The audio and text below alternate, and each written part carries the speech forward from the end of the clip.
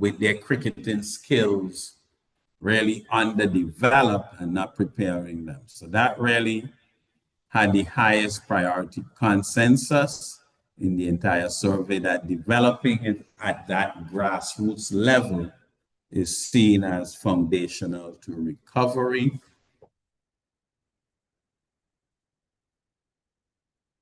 So the question was asked that if West Indies cricket had US 50 million to allocate or invest across 8 priorities, how should it be allocated? So the view is that the majority, 17.8, should go towards infrastructure. So that's playing fields and so on, the cricket infrastructure. 17.7% towards player retention contracts, attractive packages so people are not going off. 17.1% in making the domestic regional cricket more attractive. 16.8 towards school cricket. 14.7% towards coaching. 12.1 towards community level cricket. Another 12% investing in the technology around cricket. And 11.3% to improve governance. So infrastructure, player retention, domestic competitions, and schools cricket are the top 4. People feel that 69.4% of the money should be spent there. There's a bit of a paradox with the governance. Respondents see it as the major cause of decline, but they're asking for the lowest investment there, which suggests that they see the reform at that level as structural and not financial. So they were then asked, when will these reforms show significant improvement in the performance of the West Indies team? And the view was that for West Indies to recover to be an average or above average team in Test cricket in particular, that it might take about 5, let's say 6 years. There were some optimists who felt it could happen in 2 to 3 years. Majority of people were 4 to 5. You had a good 23% said it would take 6 to 8 years. And almost 15% says 10 or more years. And 3.1% said may never recover. And the question was, if meaningful reforms are implemented, how long before West Indies cricket will show significant improvement? Well, however, the good news is that 96.9% believe recovery is possible. So most people are realistic, not fatalistic, that they expect medium-term turnaround with sustained effort. We were asked likelihood of getting a top 3 status by 2030. Okay, so 20.5% said it was unlikely. 25% said it was 50-50. And the majority think it was likely, 54.5%, that we could be top 3 status by 2030. In terms of ODI, pretty even across the 3. Again, about a third of people, 31.6 says unlikely we would be top 3. 30% says a 50-50 chance. And 38.1 said it's likely. And Test cricket is pretty pessimistic, where 44% really says unlikely we would have a top 3 status by 2030. 28% saying 50-50, and 28% again roughly saying it's likely. What's the impact? So this has been one of the questions out there. What is the impact of these T20 leagues around the world on West Indies cricket? So there were two kind of separate questions. So one focused on the impact on West Indies cricket. 50% of the respondents said it had a negative effect. 25% said it was mixed, and another 25% said it had a positive effect. And it asked whether T20 leagues create more opportunities or problems for players. And again, 59.5% think the leagues provide more opportunities than problems for players. So, when they're saying that we could interpret this, that T20 leagues might be bad for West Indies cricket overall, but good for independent players. Or and that respondents view T20 leagues as presenting genuine opportunities that West Indies cricket has failed to capitalize on effectively. The issue seems to be perceived as one of management and strategic positioning rather than leagues being inherently harmful. So again, we ask, what are some of the priorities? So from our viewpoint, or from the respondents, if we do sort of thematic analysis from their view is that West Indies cricket will only recover when, one, there is governance and leadership improvement. Some of the quotes we got in the open forum, people said, when we appoint administrators with required performance targets, when nepotism ends and corruption is removed, that when people were selected on merit, we improve youth and grassroots, that the players develop professionalism and the right attitude. So one of the quotes that people said, and this was a free-form question when we asked, West Indies cricket will only recover when players find passion for the West Indies jersey, not just a paycheck, unity and regional cooperation, improvement in training. Now, were there some differences across country in our responses, and particularly, was there any country level variation in the perception of decline? So Dominica and Trinidad expressed the strongest agreement with the narrative of decline, whereas St. Lucia still was relatively more moderate, so they were a little bit different, and there was some significant variation there. Age-based analysis, and we didn't find any significant generational divide. They were really, in terms of the perception of decline, the confidence in the cricket administrators, there really was no statistically significant difference across the age groups in that area. I tried a little statistical technique, a cluster analysis, and to put the respondents into some groups. You have a 36% fell into what I call despairing realists. They have the lowest perception of all formats, low confidence. Their average age is 52.3. And I guess they, like me, some of others, they witness the golden age. They're the hardest, they're the most negative. You have 43%, what I call the concerned moderates. They have concerns, but they place a lot of emphasis on youth development, so they are kind of persuadable.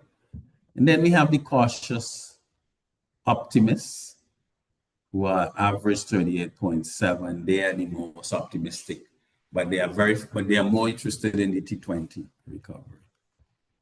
So what are some of our key findings? There is a strong consensus on the decline of cricket. That, the test performance is below international standard. We have a batting crisis, but we have some strength in bowling. Governance is seen as the major cause.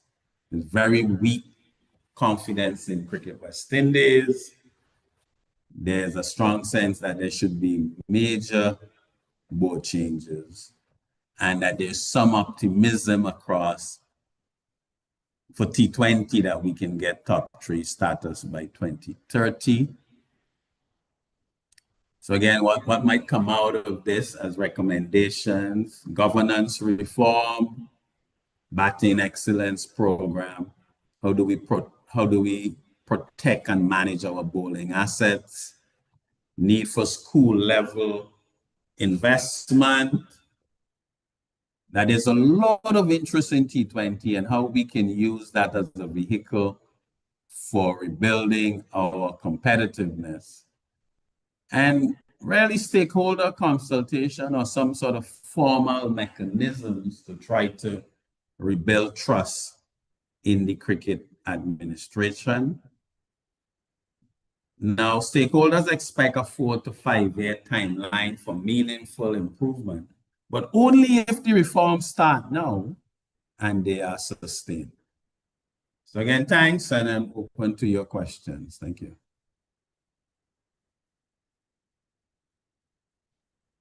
Thank you, Professor Robinson.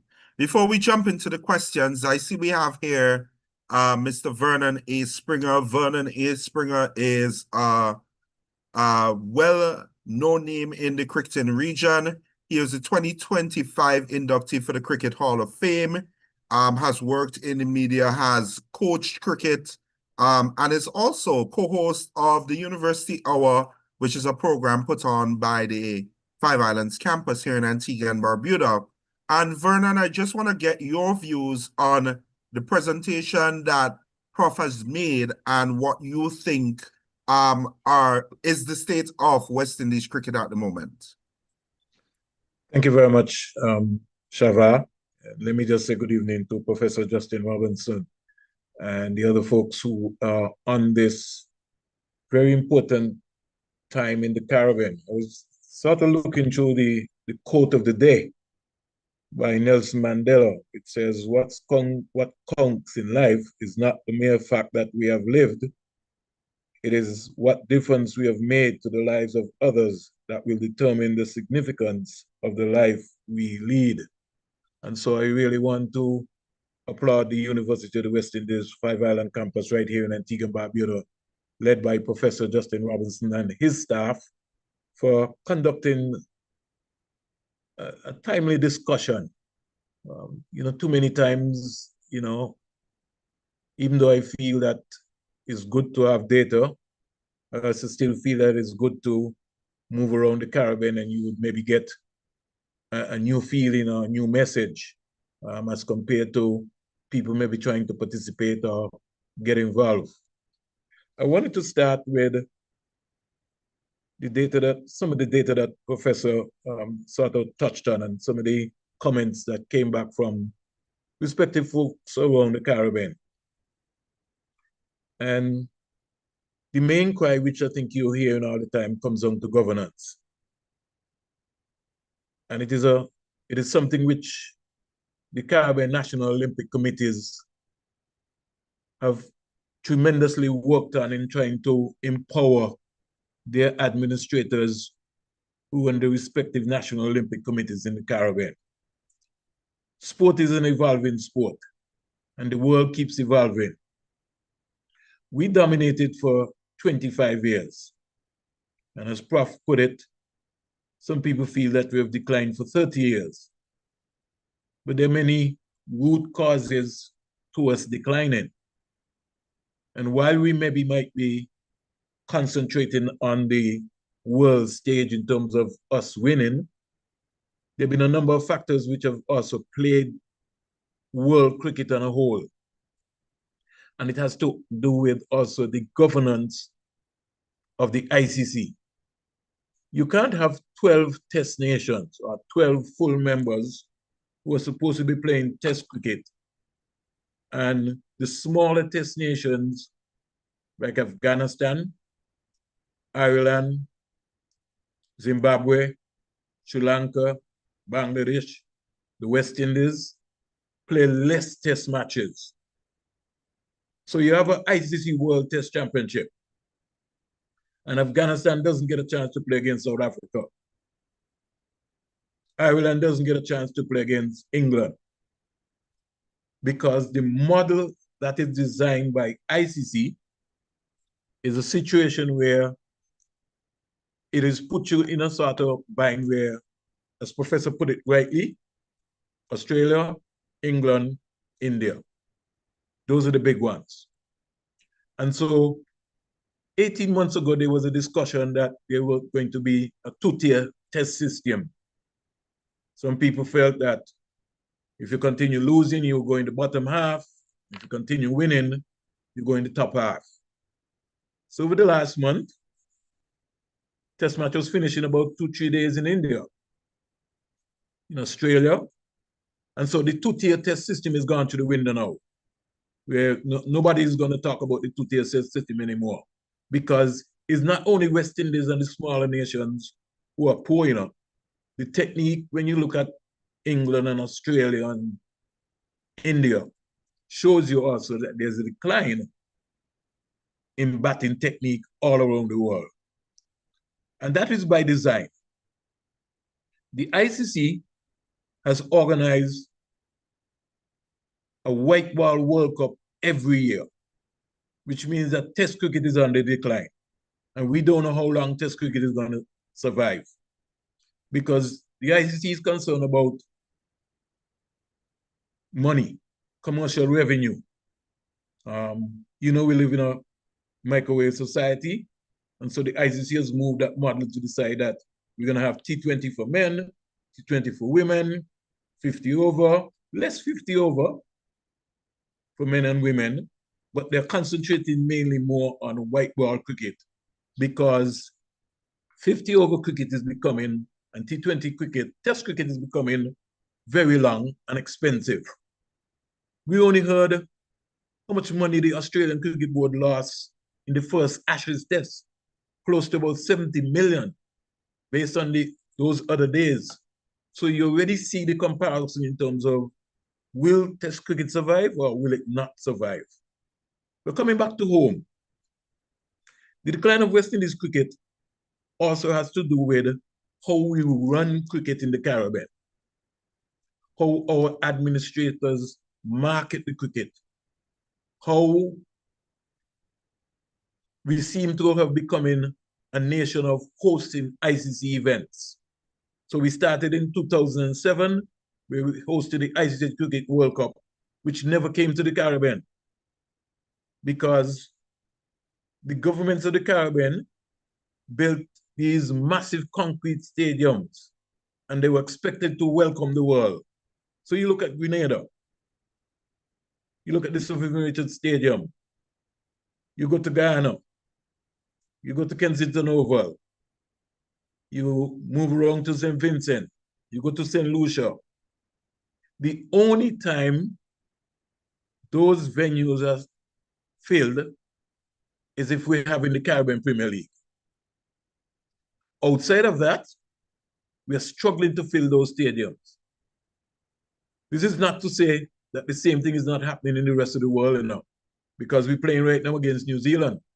You only have to look at the venue. You see how empty it is. We were playing in India the other day against the West Indies team, and you saw how empty the stadium was. So the score is 31-2. Oh, okay. Oh, okay. You seem to be you're scoring well. So as I was saying, our local structure, by not having any infrastructure, we don't have any indoor facility in the Caribbean with all of the ICC events that we've hosted in the Caribbean. And we live in an area where we're talking about climate change, where rain is always coming. We just heard the Ghana Cricket Board complaining about that they were only allowed to, play one game in the Super 50, which was held in Trinidad and Tobago. I really couldn't understand why we took a Super 50 tournament to Trinidad and Tobago at this point in time with rain. But I think that's history. So I think moving forward, I salute Prof, but I want us to now look at how do we generate interest by getting all of the territories to go back to what made us successful. That was primary school cricket, high school cricket, and colleges cricket, where people can dream to know, listen, I can go to the University of the West Indies in Trinidad or Antigua or Jamaica, I can get a scholarship. Because when we were dominating for 25 years and our players were going to England, and England closed the door on us, we never came up with a plan. And to me, that was also part of the decline. Under Dave Cameron, there was a system put in place in the Caribbean where we instituted a professional cricket league. But have we seriously done an evaluation as to what are the root causes that is affecting us in that professional league? And I'll give you a couple, Prof. You talk about batting. All of the pitches in the Caribbean are the same. Our batsmen in the Caribbean can't hook, they can't cut. Spinners dominate. We don't produce any fast bowlers anymore. Our fielding is going way down. We're paying lip service to women's cricket. We're really not serious about women's cricket. What we do is that we think that competition is development. And finally, Prof, we have to find a cadre of teachers, not coaches, because any and anybody can get a certificate. But if you can't teach, you won't be able to implement and to help people. That's my contribution. Thank you for that, Vernon. Very interesting take on it. I know I could hear the passion. So we're going to open the floor to persons who have taken the time to join us to share their thoughts on the research as well as what we would have heard. I see Anthony Flett. Anthony, go ahead. Hi, good evening. Can you hear me? Yes, we're hearing you. Go ahead. Yes. To be honest, I just looked through my Gmail and I was like, oh shucks, 6:30 gone, December 2nd. I thought I missed the meeting. I watched Fire in Babylon, like I'm sure most of the listeners have. And I wasn't born in the time when West Indies was dominating cricket.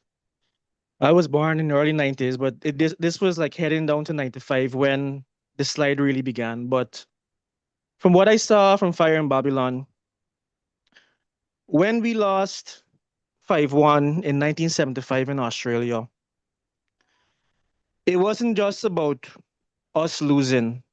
We were subjected to a lot of racism in Australia.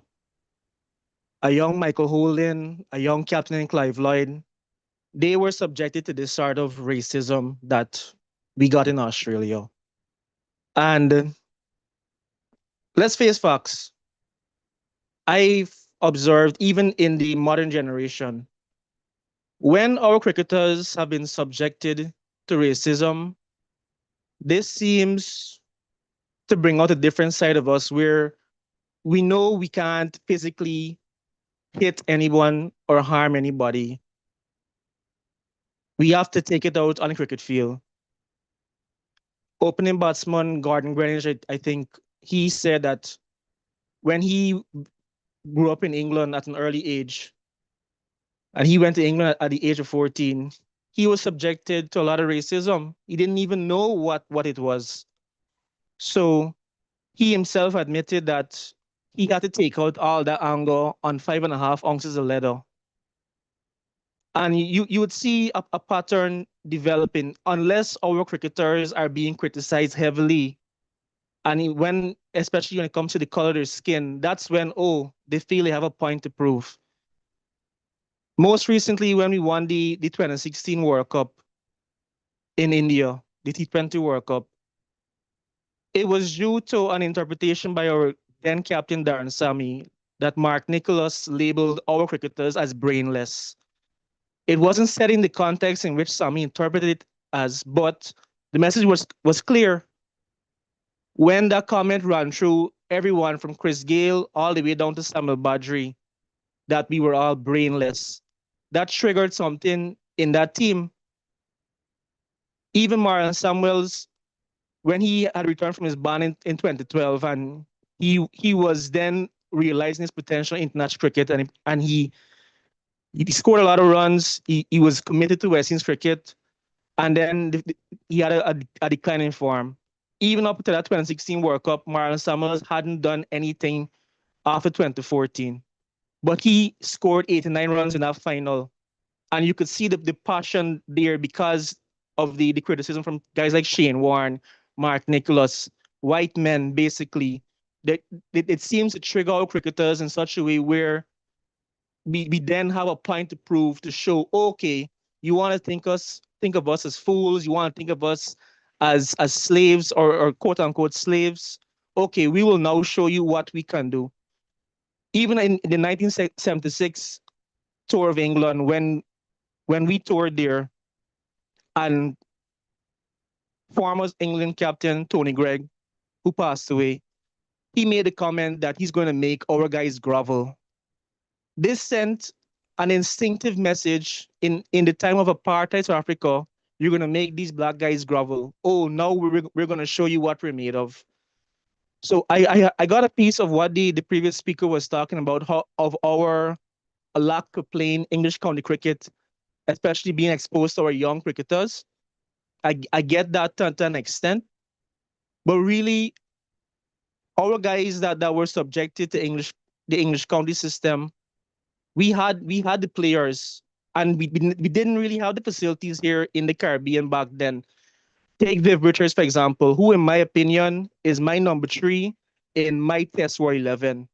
No one can replace Viv at number 3. I don't care who they are. Viv grew up in Antigua, where the pitches were pretty much like they are today. They're up and down. There's not a lot of bunks, but he made use of the facilities that was available to him, and he became the true master batsman that we all observed him to become. If you look at Viv's record, first class record, Viv has over 100 first class centuries. For those of you who want to go and check it on Cricinfo, it's there as proof. He's one of the few batsmen to ever play the game to have 100 or over 100 first class centuries. Viv didn't grow up in this polished environment as the English cricketers grew up in. He came from Antigua, honed his skills in. He took whatever criticism came to him, and he truly developed into the batsman that he became. So we have numerous guys that were supposed to make that West Indian Forest 11 from 1980 all the way to 1995, but they were so good that they couldn't, and they couldn't even break into the team. They had to go and play English county cricket because they were sought after. They had the discipline, they had the mentality, they knew what it took to become successful. You hear guys like Sylvester Clark and all these other guys that they played English county cricket, but they couldn't go into that West Indian team because we had the fast bowlers, Malcolm Marshall, the Joel Garner, Michael Holin, up when he retired in 1987. There's so many. Courtney Ambrose, Courtney Walsh. You know, the names just keep coming up all the time. So you'd find it very difficult for our brilliant fast bowlers then, or surplus of fast bowlers, to even enter the team. There was no room for spin in that team. And you got to understand as well, back then in the 80s, persons of color had a point to prove because what was going on in South Africa. And this also reflected in the music that was being produced. I'm a big advocate of music, of proper music. Scientifically speaking, when you subject any young person, young toddler growing up, when you subject them to a particular brand of music, they carry that notion of what they think is good music for the rest of their lives. When I was growing up here in Guyana, I was like 6 or 7. I used to hear the Sanchez. For those of you who know Sanchez, Never try this, the man with the angle. You know, these songs I grew up with, along with various rock bands, and we had proper music in the 90s. Likewise, in the 80s now, you would hear our West Indian greats talk about Bob Marley and the power in which they would go on to the cricketing field with that Bob Marley vibe, that Bob Marley mentality, Jimmy Cliff coming with aggression. These things would play as warrior music in your mind. Now, in the Caribbean, and this is just my opinion, most of our music in the Caribbean is trash. We have our youngsters, our 10-year-olds, our 11-year-olds who are playing on the 13 cricket, on the 7 cricket, on the 19 cricket, listening to a lot of trash music or what they deem to be good music. I'm not going to go into the provocative details of what the music entails, but you have people who listen and virtually dive into people like Vibes Cartel. Some of Cartel's music is good, but a lot of his music is derogatory, especially towards women. And when you have this sort of music festering in the minds of our youth, it's going to tell it's in it's in their development as they go into adolescence and become adults. They carry this attitude, this mentality into when they eventually represent their islands or their countries, and eventually they manage to represent West Indies. So the gentleman before me was talking about how we're dropping catches. To take a catch in a test match, you have to be ready. Places like Australia, well, at least not the modern day Australian pitches, but typically in Australia, you have to utilize a new ball. And when the chance for a catch comes along, you have to be disciplined. You have to show the discipline because catches win matches.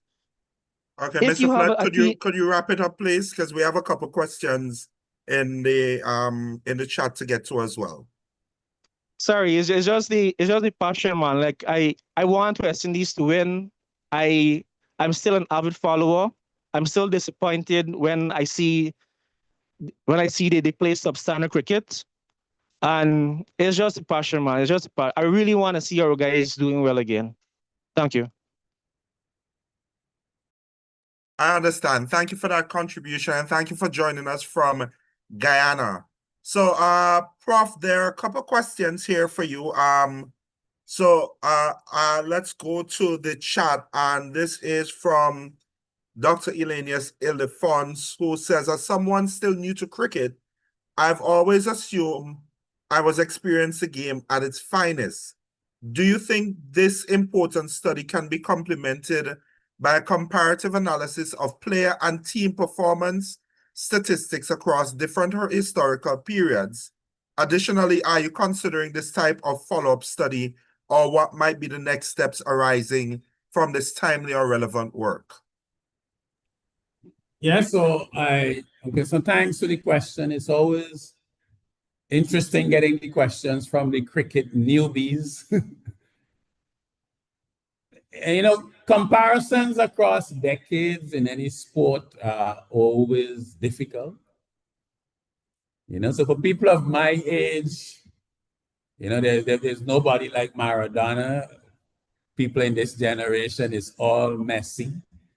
So comparing players and so on across decades is always difficult. I think many people would agree that Test cricket now is not at its finest. I guess it's a format that has to compete with other forms of cricket and so on.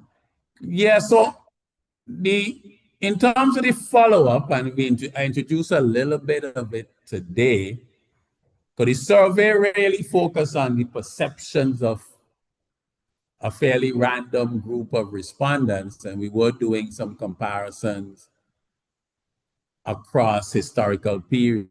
So certainly that's an important part to follow up and have some more detailed metrics. So for example, if there's a batting decline, where is that batting decline? Is it in the opening batsman? Is it more in the middle order, etc., so that you can have more targeted solutions? So that's the kind of follow-up, because there is a lot of rich data on cricket. So it might be interesting for some of our computer scientists, data analysts, to take that rich data set on sites like Info and others and really subject it to some minute analysis to get a sense of, because a batting average decline is an overall thing. Is it a first innings batting versus second innings? Is it on certain types of pitches against certain types of bowlers? So again, a lot of these big data techniques are perfectly suited for that. And one of the things I wanted to achieve by this survey was really to nudge some of our academics and so on to see this type of data set as something we could analyze and do some relevant research on. I think a good question here, because Dr. Ildefons gave us a couple questions. How have other international teams invested in technology, data analytics, and performance measurement systems? And what impact have these innovations had on their performance and development trajectories? Yeah, and that came out in a major way in the survey, that our fans who responded to this survey think that we are significantly behind other cricketing nations in terms of our use of technology, in terms of analyzing other teams, their weaknesses, strategies for going after them, managing our own players, diet, nutrition, dealing with injuries, and so on. So there's a perception that other teams have really embraced and utilized technology far more than the West Indies team. And it was one of the major areas that came out on the survey, and an area that we would need. The question, if they had 50 million to invest, where would they put it in? And the tech was a big area. Okay, I'm going to take one more question from the chat, and then we have a hand, and then we come back to the questions. Darren Ali says, good evening, Principal, good evening. What, if any, would be the role of CARICOM in correcting or arresting the perceived decline in the governance of West Indies cricket? Yes, so I don't know why Darren is trying to give me trouble, but so the governance showed up as a huge negative. There isn't a lot of confidence. It's near to zero confidence. It was one of the most striking findings on the survey. Strong consensus that the board, Cricket West Indies, and management are a major cause of the decline. I guess my own view, I think the less CARICOM has to do with the governance, it might be better. I think there are problems. I think the politicization of cricket is a major issue. I think what might be more of a governance issue is the very structure of the management of West Indies cricket. I mean, you look at a number, it's very much organized by islands, these island boards, then make up Cricket West Indies. And those organizations themselves seem to be highly political. So I don't see much of a role for CARICOM in reforming the governance per se. But I think the whole structure of those island organizations, a number of them are fairly underfinanced. Their ability to manage their domestic cricket may be limited. So I think it's more building. I would see the resources going more building up the grassroots and professionalizing the management of cricket at different levels as distinct from a role for CARICOM. Shava, permit me quickly to just, Nelly, I'm coming, just give me a minute there, Nelly, just that, to cross point that, the point that Justin Robinson was making. There's also a decline, Professor, on the structure of club cricket in the Caribbean. Right. Which is really, which has affected the cricket tremendously with the governance structure.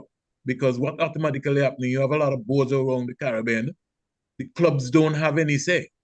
It is the members, the boys club that have the say that determine who becomes president, when really is the clubs that are to be determined if I want Professor Justin Robinson to be my president, not the president decide that he's going to work with, sign up 50, 60 of his friends to come to vote for him. And that is a problem that is happening right across the Caribbean. Because if you look at, say, England, Australia, their cricket is nurtured by the professional structure, these counties. Which have members.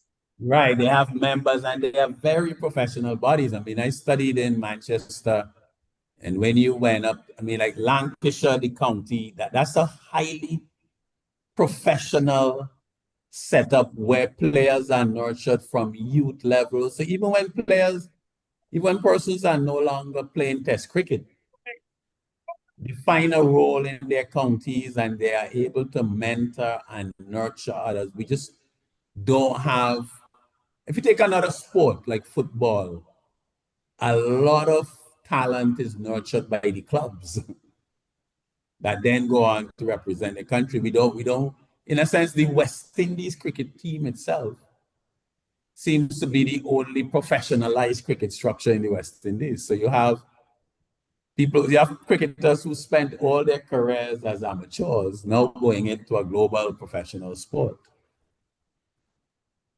All right, we'll take Nellie Yates. Nellie, go ahead.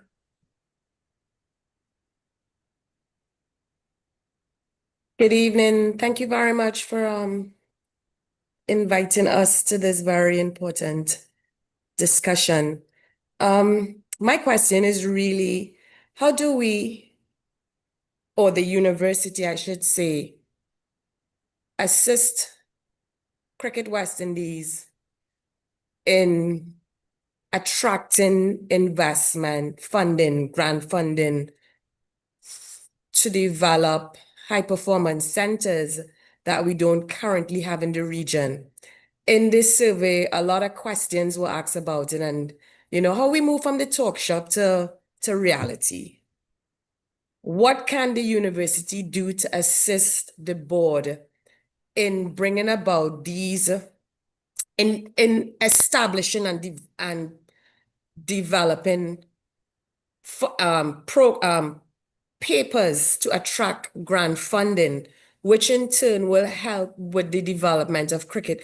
Because if we are able to have high performance centers within the region, or even one in the CWI campus, where we have a full HBC structure that programs from the main can go into the satellite and really get back that level of training and using all the whistles and bells of today, the analytical data, the sports and science, bringing all these things together. How can the university assist in that, or the public? So we know the problems. How can we work towards this solution? Okay, so in a sense, I think I see some different parts to your question. So you seem to be of the view that the university can play a role in grant funding. So I think that's one aspect. So what I would say from my experience, now the university could be one possible institutional structure or form where players can be part of a professional setup and build their professionalism before they move into the West Indies team, because many people see that as one of the challenges with West Indies cricket. The regional cricket is weak. It's not a very competitive environment. It's not very professional. And then you are asking the players to transition into a professional environment.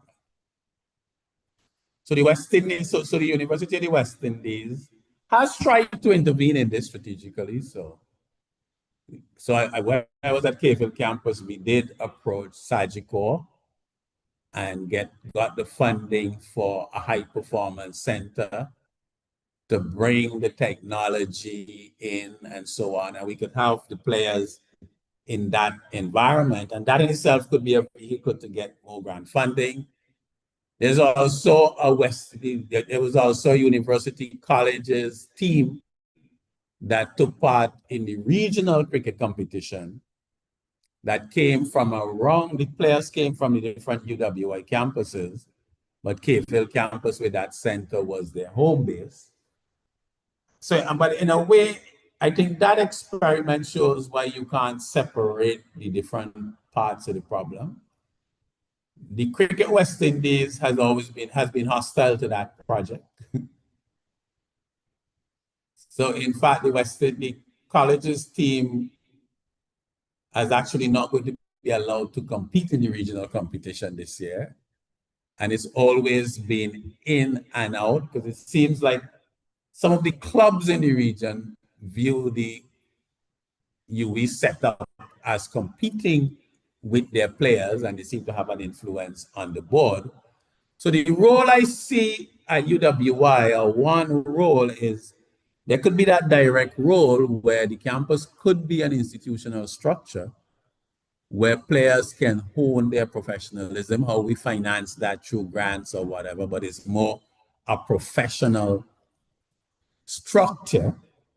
Also, whether within UWI, we can have a structured research program around excellence in cricket so that we have data, papers, other things coming out that can then be fed in to the cricket setup across the West Indies. So I see those as two aspects of the solution, whether the university and colleges cricket team could be that one professional club structure where players can develop them skills, and the University of the West Indies as a center of excellence.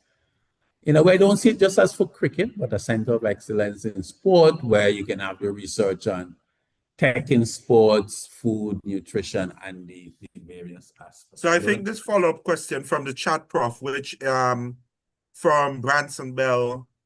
In England, many players are university graduates from top universities. Do you think we can shift Caribbean expectations and belief to one that sporting excellence and academic excellence can go hand in hand? Yes, I mean, I think we can. And I think that university team was an important part of that. Craig Brathwaite, who just was captain, Carlos Brathwaite, Jason Holder, all of these guys were UWI students who were playing in that team. If you go across to Dominica, there are a couple of players there in that setup and so on. So again, I think the question from Branson there is that the universal, again, if you look at England, relatively successful country, there are a number of institutions where a player can be in a professional environment. The universities are one of them. I mean, I know as a young boy in St. Vincent, I used to like to go to watch cricket on a Saturday, but after a while, I used to make sure I got there late, because if I only got to cricket early, almost invariably, one of the teams would be short of a player, and they'd be begging me to come on the field until a player comes or something, and I didn't go for it. So our clubs are really not professional structures. And it goes back to, I think, one of the earlier commentators. A lot of our cricketers became professionals when they went to England and played in the leagues. That door hasn't been closed, and we haven't been able to have a professional setup in the Caribbean. I think there was a president who tried to do it in the West Indies a couple of years ago, that Jamaican guy, Shabar, got heavily criticized. I think we'll have to look back at that. There are a couple of comments. The players were on contract. They were being paid for the regional cricket and so on. Everybody playing was on that contract and so on. I think Vernon or Nelly could confirm there is the president was Dave Cameron. Yeah, and it's Cameron, the Dave Cameron. Dave tried that. Cameron, and it was the franchise system. And Professor, I'm very familiar with the Surgical High Performance Center. I worked on that project with Professor Hilary Beckles, and that team. You had Jason Holder, a number of the players from the High Performance Center moved into the senior team. And the CCC team, they have played in over the years, have played in a number of like the regional 4-day, the Super 50 tournament from time to time. But what I really wanted to get at is not from the academic perspective in terms of players, but from a funding perspective to construct the High Performance Center. You know, how can the university assist CWI maybe, you know, in writing the proposals to attract that kind of grant funding? Because if we put down the facilities, the structure, we move from talking about it to more reality and being able. So when our cricketers, those that are fortunate to play in the IPL or to get county contracts, when they go to their county teams or the IPL teams, they train in high performance facilities that are the best in the world, especially in the cricketing world. I mean, Australia has some of the most fantastic high performance facilities. We don't have that in the region. How can the university assist, you know, the board in writing proposals or in attracting funding to develop those high performance centers that will. So when our academy team, for example, we have an academy team that trains in Antigua. Their home base is CCG. When you're at CCG, you're training in the best facility that is available, so that when we go onto the field, we are not just competing with our natural talent, but we are performing, utilizing the facilities same standard as our counterparts in India, Australia, England, etc. And I guess I wasn't saying too much. I'm clear. And my view is that the Cricket West Indies only needs to ask.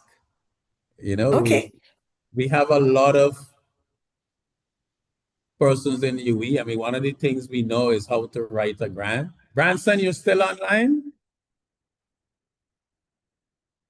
Yes, still here. Sorry. It sounds like this is a perfect project for you. If I can get a call up to West Indies, sure, why not?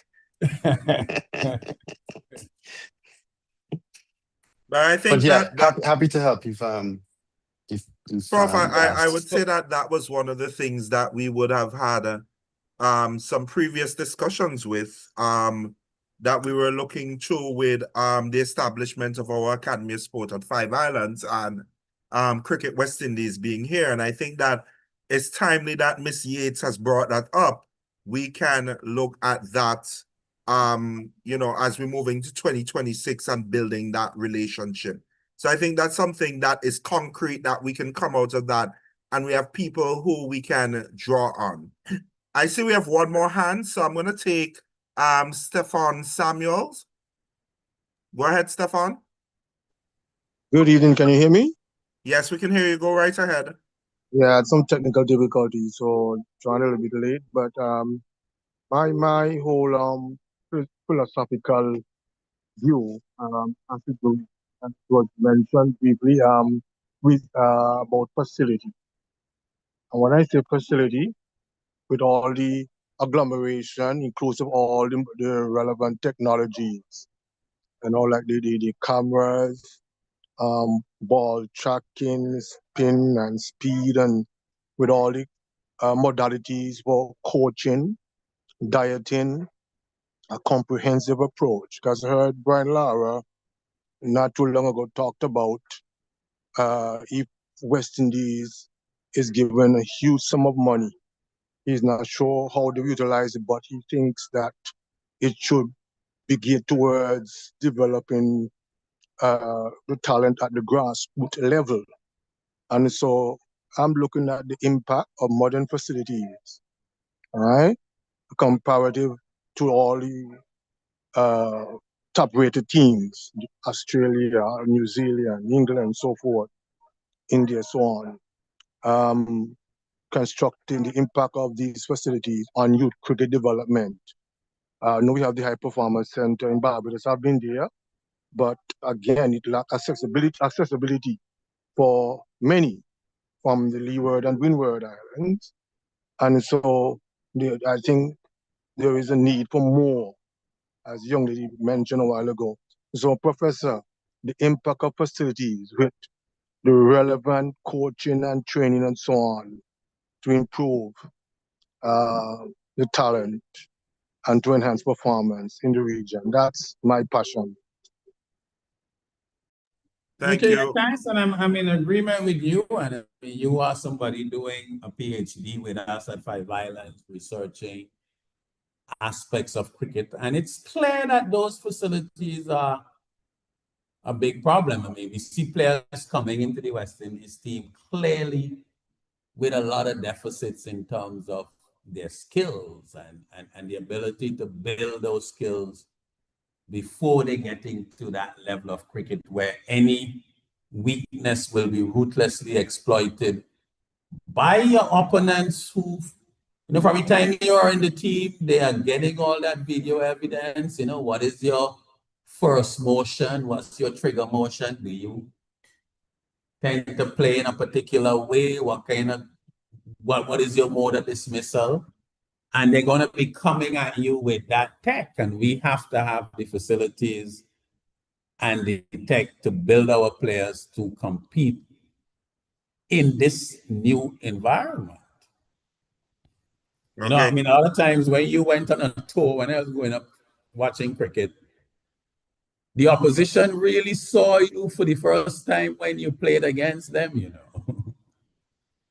Now people can get footage of every innings and really study your game and come with a plan of attack against you. We don't necessarily seem to do that very well or respond very well to that. Okay. I know I said that was the last time, but I'm going to take Dr. Anna Perkins and then we'll finish off with the questions in the chat and wrap up. Go ahead. Hello, Savar. Thank you very much. Prof. Hi. Thank you very much for the presentation. And I think it's really important. I never fancied you for a cricket fan, but okay, I'll take it. I can't believe you forgot how much of a cricket fan I am, Prof. So I missed that somehow. You're going to have to keep that in mind in light of my provocative question. So I think the presentation was really key because it is important for us to understand how the ordinary West Indian, the fan, perceives cricket, right? And my question is it really worth the investment that would be necessary? Convince the ordinary Caribbean person that we should be taking the resources that it would require to bring cricket back and not put it somewhere like athletics or football or something, where we seem to be more than marginally successful. So make the case.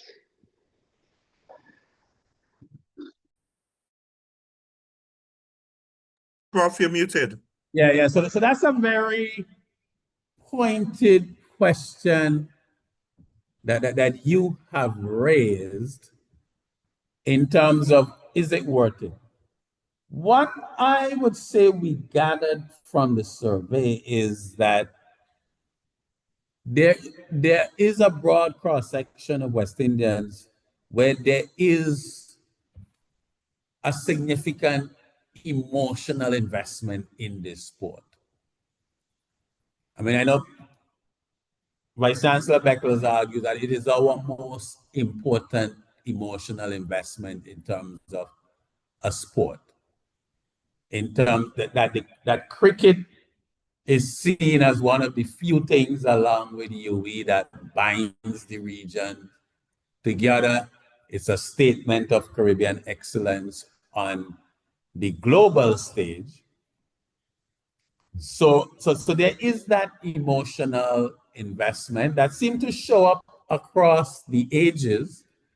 Because when we crafted the survey, one of the things I was intrigued with was to whether only older people would respond, but we did have over a third of the respondents being 25 and under. So it does suggest that there's still that interest among persons who never saw that golden age. And in a way, the persons who saw the golden age are the most pessimistic about our prospects for getting back on top. But I think the question you raised, I think, goes to a slightly, what I see as a slightly different perspective, where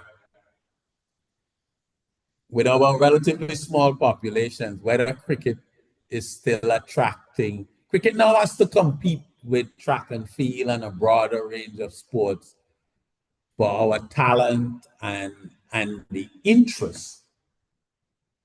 And I think you asked a very important question, and I don't think I can persuasively make the case that we should make this investment in cricket, given the many other things that we can invest in beyond the fact that we do seem to have across generations still an emotional investment in how we perform in cricket.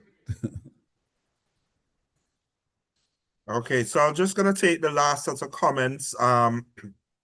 So Dr. Dixon says, I'm aware of a colleague who recently got his PhD examining the use of big data such as Cricinfo, etc., to look at and complement selection decisions. So there is, that academic side to it. I don't know if in the Caribbean we have caught up with that and how soon we could.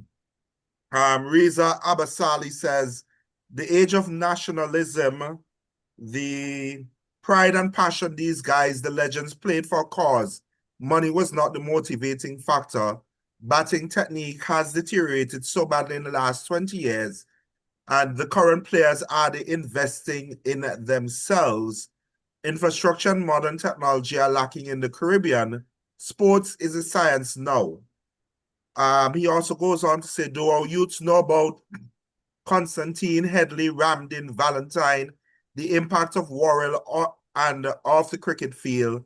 And do youths know that Sir Frank Worrell was a member of parliament in Jamaica, although he was a born Barbadian, and that he was invited in 1959 by the Indian government to deliver lectures at Indian universities? We have to start introducing the history of West Indies cricket to primary and secondary schools. We will make the presentation available to persons. Yeah, so Mr. Boss, so can I just respond briefly there? Go ahead, Prof. It kind of pops off of Anna's question. I mean, besides the fact that I am a bit of a critic, I'm a cricket fanatic.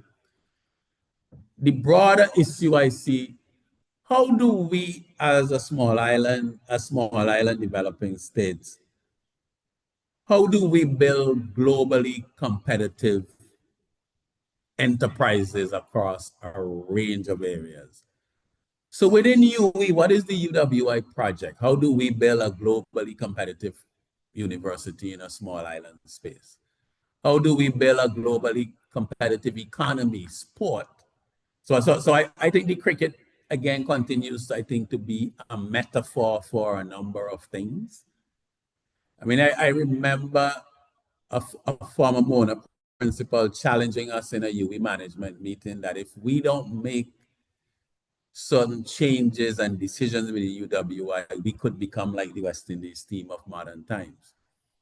So I see the issue really as a broader issue of how do we build, foster, maintain world-class excellence in small island developing states. Yeah, the history, all of these things are important. Although in some ways, I see some of this more as a management challenge. If you have a team and you are the captain of a team, you are the management structure of a team, you have to figure out how to motivate them. What it is that motivates these players. And we shouldn't assume that what motivated one generation of players will motivate others. Maybe we need more sophisticated man management techniques that different players, rather than a broad brush, different players at different points in their careers, they are motivated by different things. How do I get the best out of this player? And I think that's something for the management team to figure out. And I am not sure we've invested enough in that because, in a sense, these players who grew up under independence, etc., I don't know that we can expect them to be motivated by the same things that motivated Viv and others. The West Indies had already succeeded. They live in a different world. So I think the challenge is, how do you motivate these players? And I don't think our man management techniques have kept up. I mean, I'm managing a campus. All my academics are not motivated by the same things. I have to understand them as individuals and try to motivate them differently, understand what their needs are and meet their needs. And I'm not persuaded that demand management techniques have really kept up. Okay. And I think we had, well, we did answer Stefan's question, and we thank Stefan for joining us. So we're going to wrap up this evening's webinar. Before we come to you, Prof, for your final words, I want to hear Vernon's final words on what we've discussed. I know we've talked about a lot, Vernon, but what can we glean from this evening's presentation? And what do you see as 2 or 3 concrete steps we can take going into 2026 that can impact cricket, whether at the local, regional, and international level? You're muted, Vernon. Sorry, Shava. Let me just say thanks again, Shava. Let me thank Professor Justin Robinson again for an excellent presentation tonight, and all the folks who would have participated in this evening's proceedings. We have to become professional. And when I say we have to become professional, I'm talking about the territorial boards. You have to understand that cricket is a business. And rather than we relying on Cricket West Indies for A, B, C, D, it is important that boards put their house in order so that they can come supportive of what happens at the top level. Cricket West Indies is responsible for the game in the Caribbean. They have the mandate, and so they need to be able to deal with the development programs as to what's taking place in the territories. I said earlier that we have a professional system in the Caribbean where we have 6 franchises. And as Prof said, we have the West Indies Academy, and we were supposed to have the combined campuses and colleges team, which would have been 8, which means that we would have been playing more cricket in the Caribbean with the academy and the combined campuses and colleges. It has lately been said that they don't have enough funding. But we have held 3 ICC World Cups in the Caribbean. And I show that we have made money. And so if you make money, then there needs to be a concrete plan in terms of how you're going to spend that money. Because Cricket West Indies don't own any grounds in the Caribbean. Any infrastructure has to be matched by the governments. And as the lady, I think Anna Perkins made a very important point there. How do I go to the government of Dominica and tell them that I want to build a cricket academy in Dominica, and the Athletic Association, who just won their first gold medal at the Olympics, is going to be coming and saying we want a track? So Prime Minister Uzo Skerrit has a balance to figure out. Where do I go? Do I build a track, or do I go to cricket? Am I obligated to support cricket?